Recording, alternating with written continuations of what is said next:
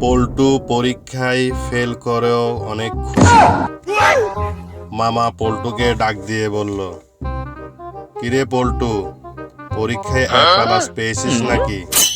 তোকে এত খুশি খুশি লাগছে যে?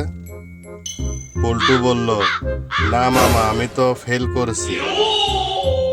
মামা বলল, এ কথা হেসে হেসে বলছিস মানে কি? পল্টু বলল, পাশের বাড়ির জবাও ফেল করেছে তাই। মামা বলল, জবার সঙ্গে তোর সঙ্গে সম্পর্ক কি?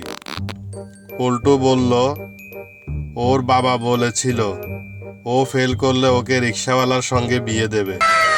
মামা বলল, রিক্সাওয়ালার সঙ্গে তোর সঙ্গে সম্পর্ক কি?